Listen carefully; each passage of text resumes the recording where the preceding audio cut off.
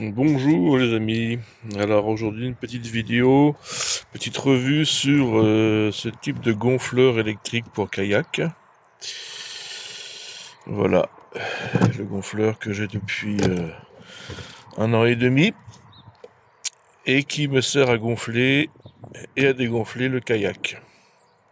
Alors on va faire un petit test en temps de gonflage, hein. Je reprends tout de suite pour le gonflage du e-trek.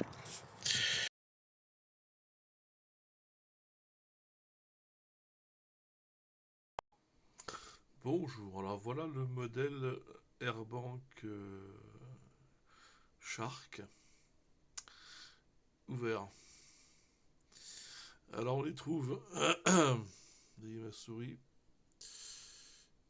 un premier moteur pompe là, qui va insuffler de l'air dans ce circuit, suivez la main, hop, il passe par le piston compresseur et il ressort ici.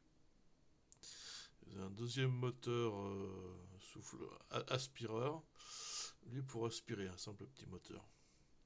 En bleu, là dans une enveloppe plastique, vous avez les batteries lithium, hein, deux blocs reliés les uns aux autres.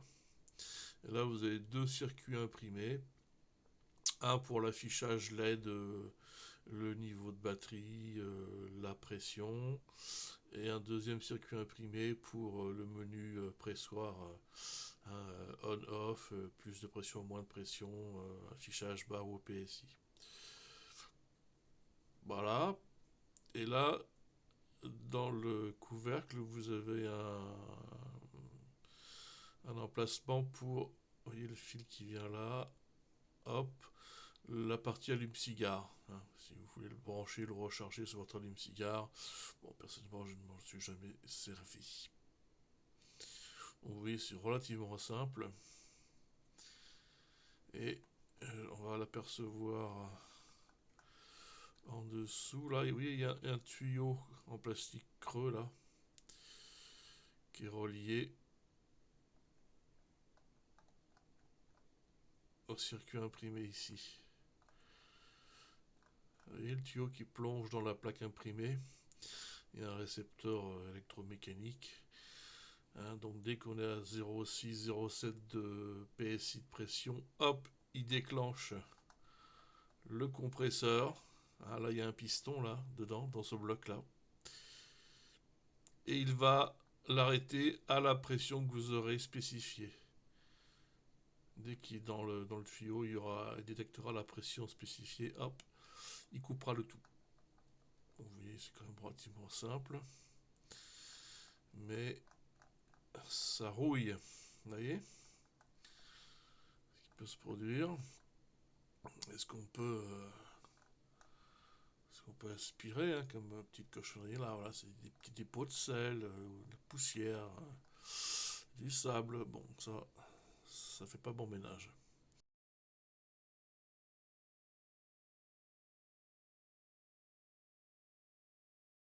Donc voilà pour le Airbank Pro Shark. Voilà, ça c'est juste pour vous faire un petit dernier passage sur le Airbank Shark. Donc lui, son système, c'est des petites trucs en caoutchouc comme ça pour protéger une prise USB simple. Et là, c'est la reprise avec la prise avec transfo mural pour le recharger le soir. Et là, c'est quoi, on-off, plus, moins.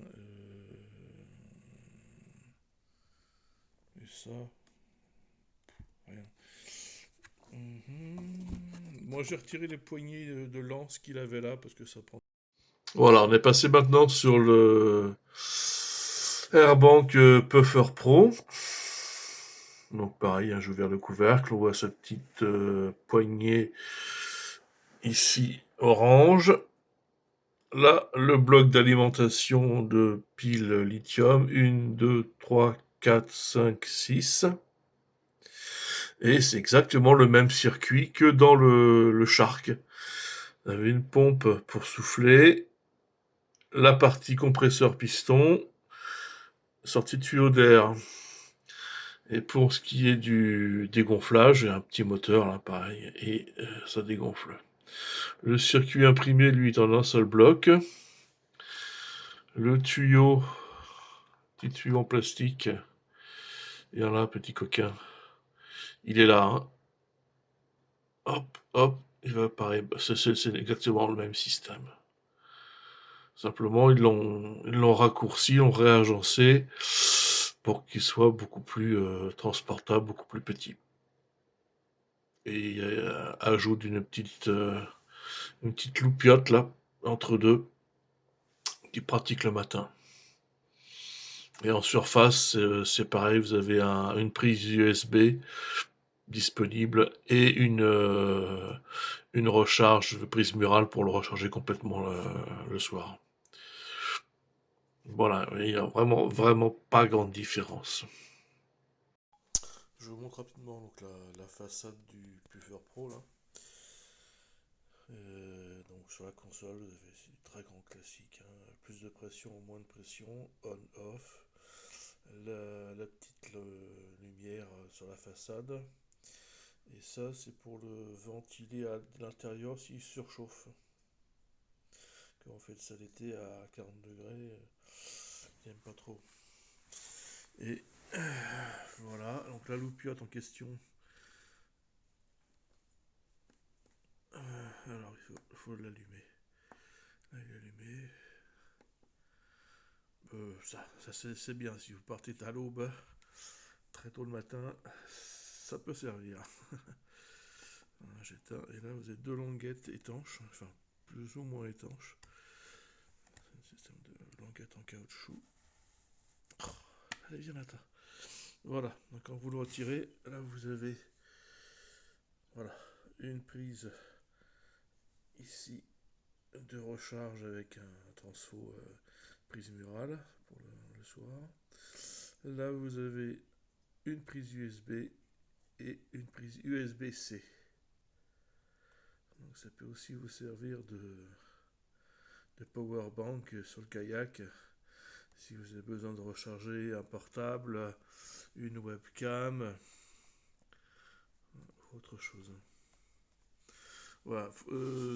Celui que je recommande, c'est celui-là, hein, quand même, hein. C'est le Airbank Puffer Pro parce que il est compact, il est petit, il a 2-3 petites fonctions en plus. Il est bien scellé, il est bien fermé.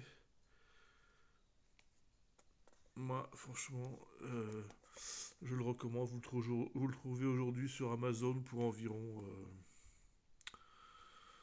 Je l'ai même vu à 30 euros. J'étais très étonné. Mais sinon, il faut compter dans les 70 euros à peu près, je pense, hein. Que dire d'autre? Je pense que c'est le principal. Oui, bon bah. Alors, je vais expliquer, hein, pourquoi je mettais ça. C'est vraiment pour absorber la condensation ou l'humidité quand je le stocke. C'est quand même de l'électronique, c'est quand même fragile, il faut faire attention. Voilà.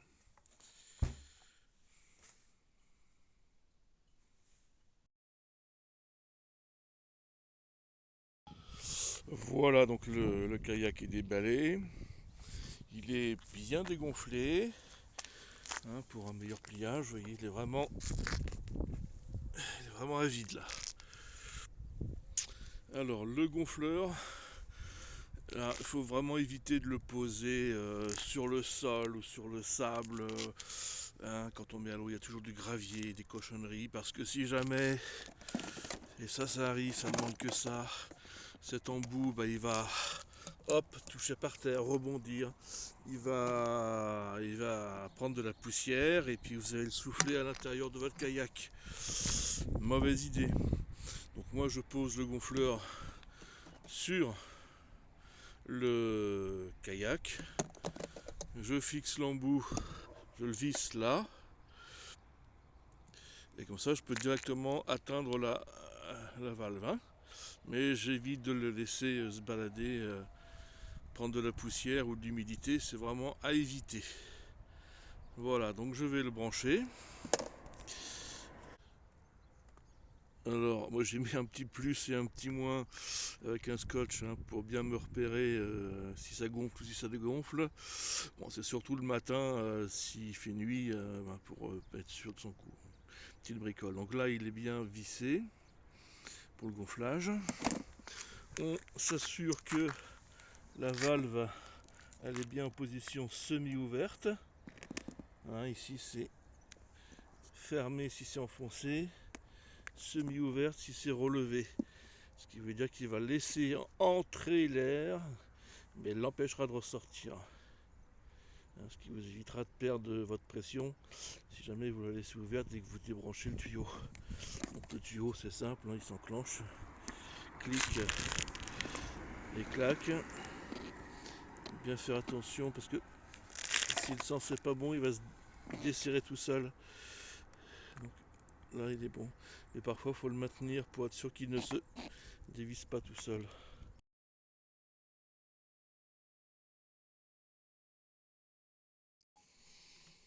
Un petit détail supplémentaire pour le gonflage et la fixation du tuyau. J'ai fait un petit schéma d'une valve. Donc l'idée c'est de mettre l'embout terminal qui est encoché comme ça, vous voyez, dans les deux pattes de votre valve qui vont le retenir. Clac et clac. Là, il ne bougera pas. Jusqu'à présent, on dirait rien de compliqué, qu'est-ce qui nous embête? Bon. Allons-y. Je visse avec la bague, que ce soit bien serré, qu'il n'y ait pas d'air qui s'échappe. Voilà. Alors vous voyez, votre tuyau, il a pris un angle. Quand vous arrivez au fond là. Hein. Donc le tuyau, il ne se tord pas sur lui-même. Hein. Vous le prenez. Alors, soit vous allez le tordre comme ça. Vous voyez avec votre main là. Comme ça. Clac. Et si vous le relâchez, il a naturellement tendance à faire ça. Forcément, parce qu'on l'a tordu comme ça, lui, il veut revenir comme ça. Ah. Par contre, si vous faites l'inverse, c'est-à-dire que vous le tordez comme ça, et que vous l'enclenchez là, il va ressortir de l'autre côté. Vous voyez? Il va se barrer. Vous pratiquerez, vous m'en direz des nouvelles. Ça, c'est une vraie saloperie. Ça ne demande qu'à s'échapper, à foutre le camp quand vous gonflez, et puis à se fourrer le museau dans le sable ou dans l'eau ou dans tout ce que vous trouverez autour de vous. Il ne demande que ça. Vous verrez en pratiquant ce que je voulais vous dire. Je laisse la surprise. Voilà, ensuite il reste à démarrer l'appareil.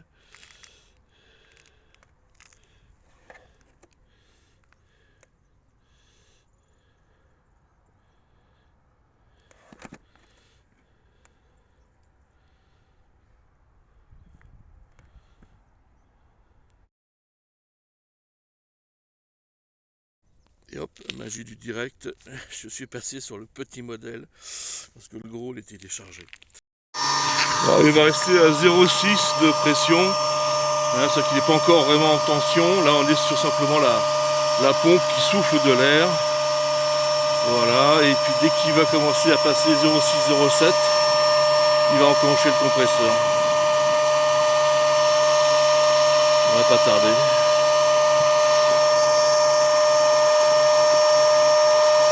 Là. Le kayak qui bouge tout seul parce que voilà, il se met en tension. Voilà, 0,7, 0,8, voilà. Là on entend bien la pompe, le compresseur. Voilà, allez, on va finir. 10,3, 10,4.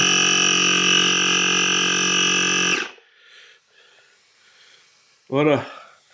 Allez, j'étais un peu mauvaise langue. 6 minutes 30. Voilà, c'est terminé. 10,5. Bon, le gonflage du boudin latéral, je vous en fais grâce. Ça dure 40 secondes. Et c'est rien du tout. À 3,5 PSI. Alors la pompe qui est fournie bien souvent avec ce genre de kayak gonflable, c'est la pompe à double action. Donc une solution, moi je l'ai toujours dans la voiture, on sait jamais. Comme aujourd'hui là, que je me suis rendu compte que le gros était déchargé, le gros gonfleur. Donc vous avez là un système qui est plus ou moins pratique. Hein, vous gonflez, dégonflez. Là, quand vous poussez et que vous tirez, ça gonfle. Et puis arrivé à un certain niveau de pression, comme tout à l'heure, il faudra hop switcher avec la manette et passer simplement en poussée qui envoie de l'air. Il y a un petit manomètre là pour vous repérer, mais ça prend beaucoup de temps. Alors si vous aimez faire des pompes le matin, allez-y, vous allez vous éclater. Moi j'ai essayé 2 fois, j'ai arrêté, c'est fini. Voilà, je lance secours.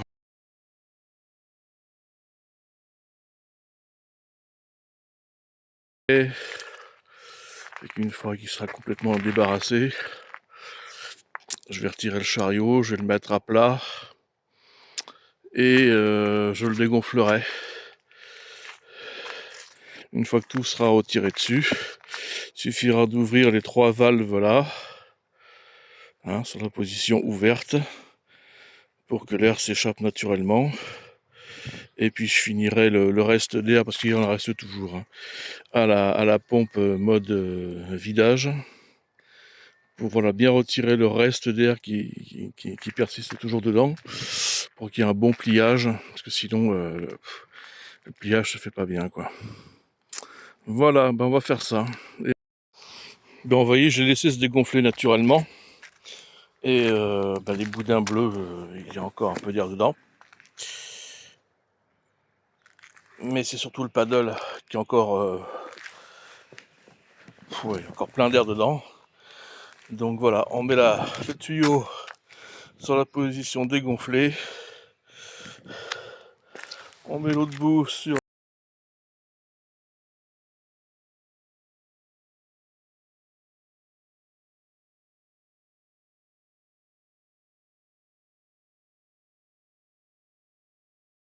la valve position complètement ouverte. Et puis on va aspirer le reste d'air, c'est très très rapide. Je vous fais voir ça. Allez. Voilà, il est bien loqué.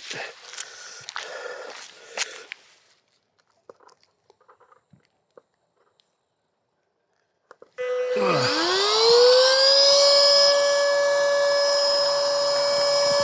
Donc elle aspire l'air, elle le rejette, et le paddle va se dégonfler naturellement jusqu'à un certain point. Il ne s'agit pas non plus de faire du sous-vide, c'est pour la peine. Vous voyez là, il est quand même bien dégonflé. On va attendre qu'il atteigne la partie centrale et que simplement repère le nez là, le haut se vide et se redresse un tout petit peu.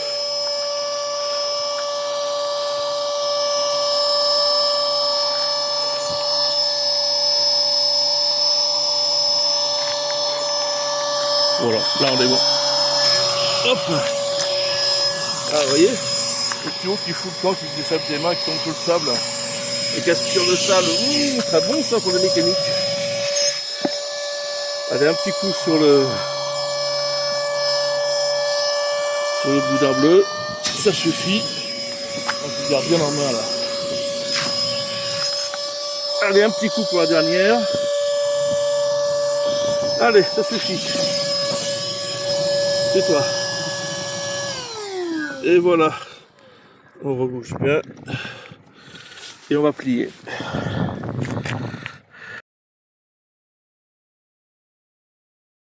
Et à toi. Hop. Et puis après, on reprend par le nez. Bisous bisous là. Et voilà, ça tombe quasiment nickel. Il n'y a plus qu'à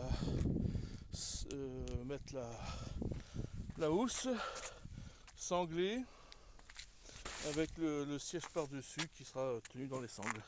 Allez, je vous fais voir ça. Voilà, emmailloté. On prend le siège, on le pose dessus dans le sens comme ça. Et puis après, on va mettre les 3 sangles sur le tout. Et voilà, emmailloté, sanglé, facile à transporter, facile à ranger. Et ça le protège bien. Donc il n'y a plus qu'à le rentrer dans la voiture et puis voilà. Allez!